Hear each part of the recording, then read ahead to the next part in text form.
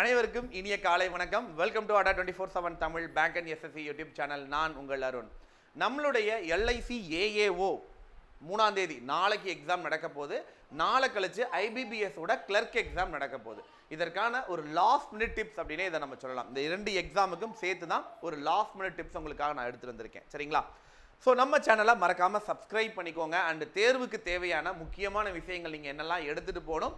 And அதே மாதிரி வந்து பார்த்தீங்க அப்படின்னா வந்துட்டு எக்ஸாம் எப்படி நடக்கும், ஆன்லைன் எக்ஸாம்னா எப்படி நடக்குங்கிற பற்றின ஒரு விவரம் தான் இந்த வீடியோ பதிவில் நான் உங்களுக்கு ஷேர் பண்ணிக்க போகிறேன். சரிங்களாப்பா?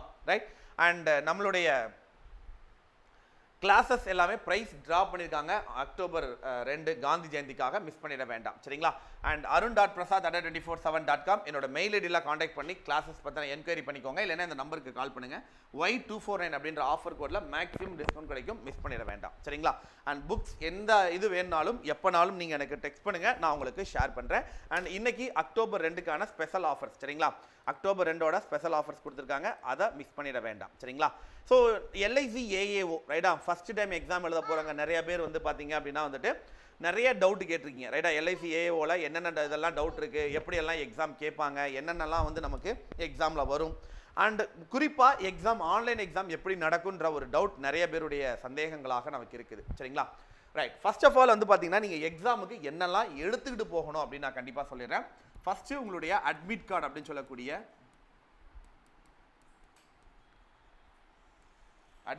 சொல்லக்கூடிய ஹால் டிக்கெட். ஓகேவா? ரெண்டாவது passport size photo.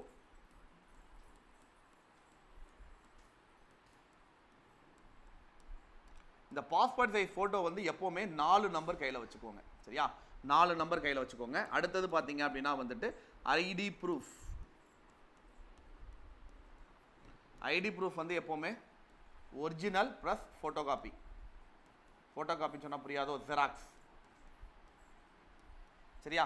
ஃபோட்டோகாப்பி original and xerox ரெண்டுமே கையில் இருக்கணும். இந்த லாஸ்ட் அண்ட் ஃபைனல் வந்து பார்த்தீங்க அப்படின்னா பேனா கண்டிப்பாக நம்ம தான் கொண்டு போகணும். சரியா?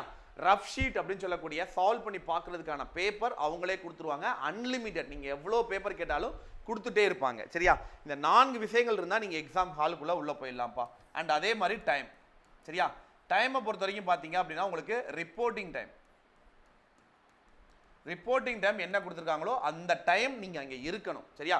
சொல்ல போனால் அதுக்கு 15 நிமிடங்களுக்கு முன்னால் நீங்கள் அங்கே இருந்தீங்க அப்படின்னா சூப்பர் அப்படின்னு நான் கண்டிப்பாக சொல்லுவேன். சரிங்களா?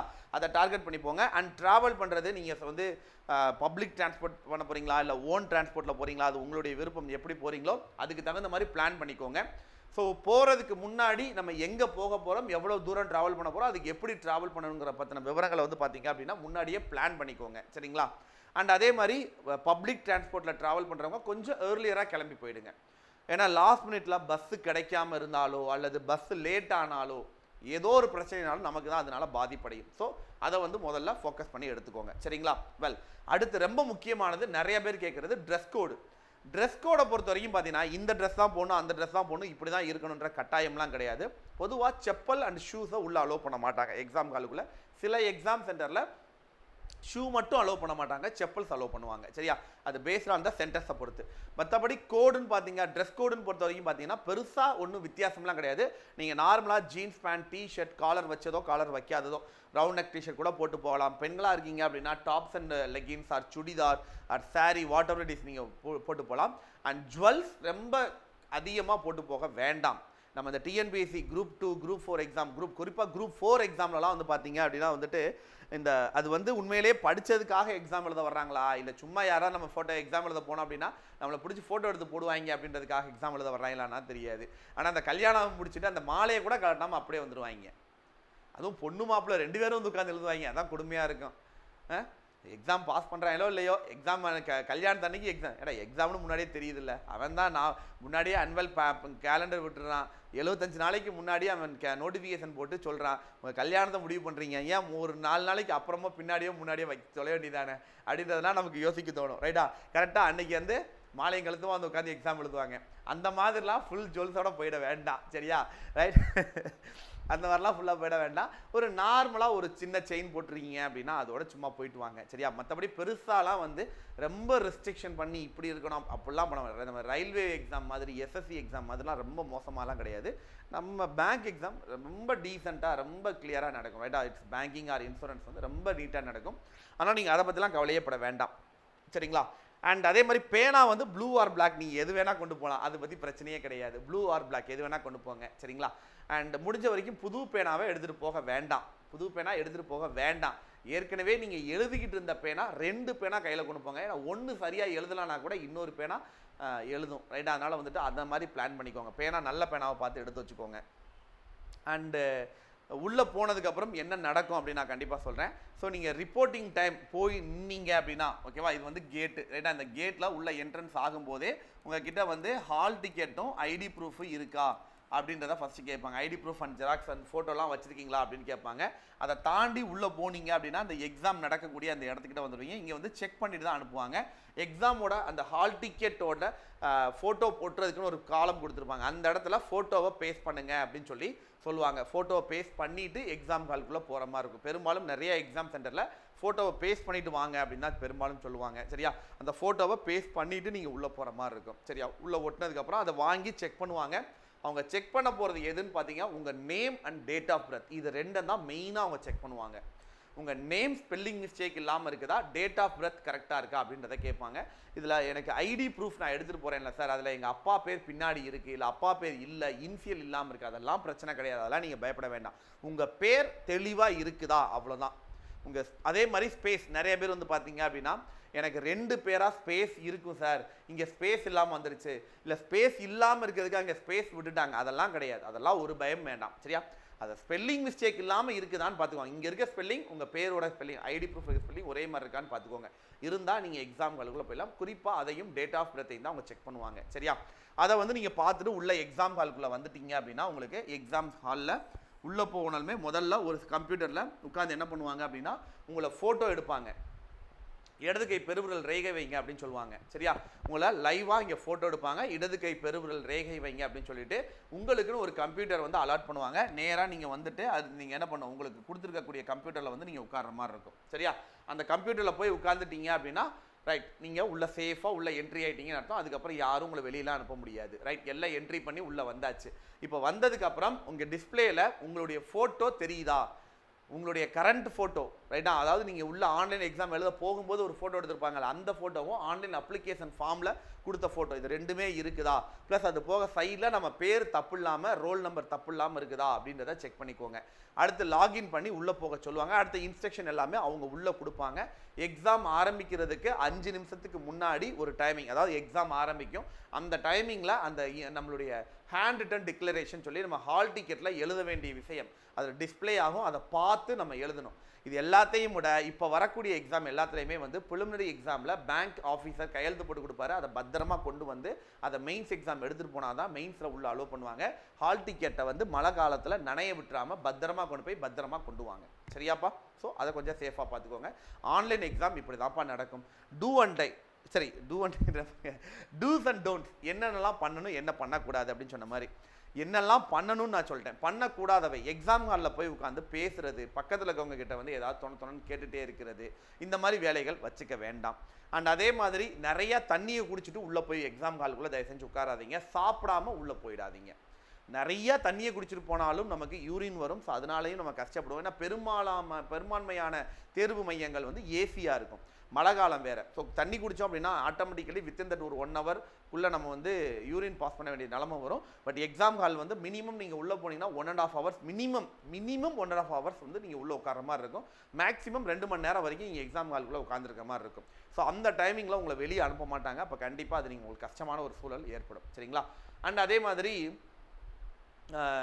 தண்ணி சாப்பிடாமல் போயிட வேண்டாம். எந்த ஸ்லாட் எக்ஸாமாக இருந்தாலும் லைட்டாவது சாப்பிட்டு உள்ளே போங்க. பசி தாங்கணும்.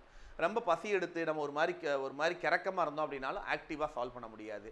அதே மாதிரி சஜஷனில் ஃபுல் ஹேண்டு ஷர்ட்ஸோ இல்லை ஃபுல் ஹேண்டு டிஷர்ட்டோ இல்லை பெண்களாக இருக்கீங்க அப்படின்னாலும் கூட வந்து இந்த முட்டிக்கு கீழே வர்ற மாதிரி வரக்கூடிய ட்ரெஸ்ஸஸை முடிஞ்ச வரைக்கும் அவாய்ட் பண்ணிக்கோங்க. அது எதுக்கு அப்படின்னா நம்ம கையை வச்சு நம்ம எழுதும் போது டிஸ்டர்பன்ஸாக ஒரு மாதிரி இப்படி எடுத்து விட்டு நம்ம வந்து இது கை கீழே ஒரு மாதிரி முட்டிக்கு தட்டிக்கிட்டு இருந்துச்சு அப்படின்னா கஷ்டமாக இருக்கும் சால்வ் பண்ணுறது. ஏன்னா நம்ம முழுக்க நம்ம வந்து விறுவிறுன்னு ஆக்டிவாக சால்வ் பண்ண வேண்டிய ஏரியா. அதில் வந்து நமக்கு டிஸ்டர்பன்ஸ் இருந்துச்சு அப்படின்னா கண்டிப்பாக நமக்கு இடைஞ்சலாக இருக்கும். அதனால் அதை வந்து அவாய்ட் பண்ணிக்கோங்க. இது எல்லாத்தையும் விட இன்னொரு மெயின் பார்ட் என்ன அப்படின்னா, எக்ஸாம் ஹாலில் போய் உட்கார்ந்த உடனே உங்களுடைய அந்த சிஸ்டம் முன்னாடி இப்போ பெரும்பாலும் எக்ஸாம் நடத்துவதற்காகவே சில சென்டர்ஸ் வச்சுருப்பாங்க. அயான் டிஜிட்டல் ஜோன் அப்படின்லாம் சொல்லிட்டு அந்த இடம் வந்து கொஞ்சம் ப்ராப்பராக இருக்கும். அந்த அயான் டிஜிட்டல் ஜோன்லேயே காலேஜில் சில சென்டர் போடுவாங்க. சில காலேஜில் ஃபார் எக்ஸாம்பிள் இப்போ நீங்கள் மணிமங்கலத்தில் வந்து ஒரு காலேஜ், தனலட்சுமி காலேஜ், அதெல்லாம் நல்லா இருக்கும். ஃபார்ச்சூன் டவர் சென்னையில் கோவிலம்பாக்கம், அது சூப்பராக இருக்கும். சரியா? ஆனால் சில எக்ஸாம் வந்து காலேஜில் இருக்க லேபில் நடத்துவாங்க. அது மட்டமாக இருக்கும். அதில் வந்து இருக்கிற இடமே இவ்வளோ, நீங்கள் உட்கார்றது இப்படி தான் உட்கார மாதிரி இருக்கும். ரைட்டா? அதில் வந்து நம்ம உட்காந்து எழுதுற மாதிரி இருக்கும். ரொம்ப கஷ்டமாக இருக்கும். அதில் வந்து மட்டமாக கொண்டு வந்து என்ன பண்ணிடுவாங்க அப்படின்னா நம்ம கீபோர்டு வச்சுருவாங்க. எழுத இடமே இருக்காது. முடிஞ்ச வரைக்கும் எக்ஸாம் ஹாலில் போய் உட்கார்ந்துடுமே உங்கள் சேர் நல்லா இருக்குதா, கம்ஃபர்டபுளாக இருக்குதா அப்படின்றத பார்த்து நல்ல சேரை எடுத்து பார்த்து உட்காந்துக்கோங்க. நம்பர் 1.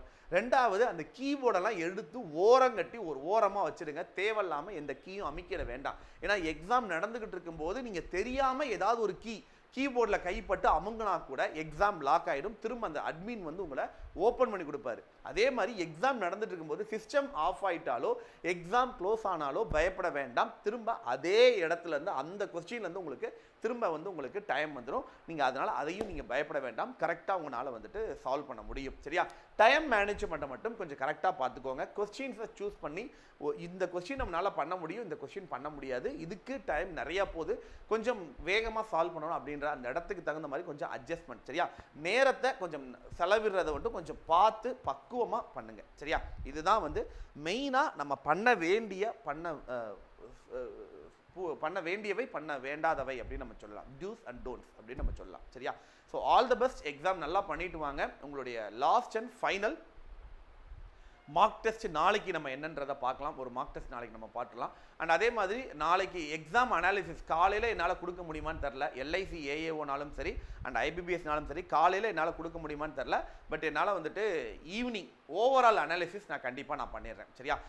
எக்ஸாம் எல்ஐசி ஏஏஓனாலும் சரி அண்ட் ஐபிபிஎஸ்னாலும் சரி ஓவரால் அனாலிசிஸ் ஈவினிங்க்கு அப்புறம் நான் பண்ணுறேன். சரியா? ஏன்னா காலையில் எனக்கு 10 to 12 எனக்கு கண்டினியூஸாக கிளாஸ் இருக்கும். அதனால் காலையில் பண்ண முடியாது. பட் ஈவினிங் டைமில் நான் ஓரளவு கொஞ்சம் ஃப்ரீயாக இருப்பேன். அந்த டைமில் வந்து பார்த்தீங்க அப்படின்னா உங்களுக்கு நான் இது எல்லாத்தையும் நான் பண்ணிடுறேன்ப்பா. சரியா?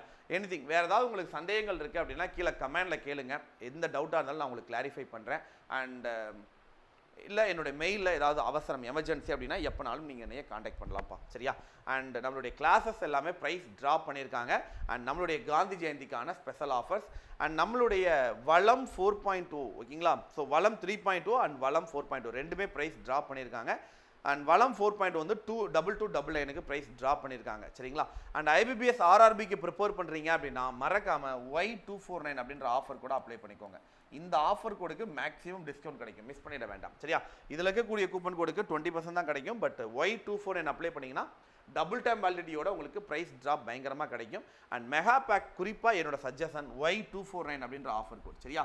இந்த ஆஃபர் கூட இதுக்கு அப்ளை பண்ணுங்க. மேக்ஸிமம் டிஸ்கவுண்ட் கிடைக்கும். என்னுடைய மெயில் ஐடி arun.prasad@247.com. என்னோட மெயில் ஐடியில் எப்போனாலும் என்னை காண்டாக்ட் பண்ணி இதை பற்றின விவரங்கள் கேட்டு தெரிஞ்சுக்கோங்க. புக்ஸ் ஐபிபிஎஸ் எக்ஸாமுக்கான இங்கிலீஷ் எடிஷன் புக் அவைலபிள் இருக்குது. சரியா? அண்ட் என்னுடைய மாஸ்டர் மைண்ட் டெலிகிராம் குரூப் என்னுடைய எஜுகேட்டர் அருண் அப்படின்ற இன்ஸ்டா பேஜில் ஃபாலோ பண்ணாதவங்க மறக்காமல் ஃபாலோ பண்ணிக்கோங்க. Adda247 மொபைல் ஆப்பை டவுன்லோட் பண்ணிக்கோங்க. Thank you so much and bye see you. மீண்டும் அடுத்த வீடியோ சந்திப்போம். ஆல் தி பெஸ்ட் உங்களுடைய எக்ஸாமுக்காக. Thank you so much and bye see you மக்களே.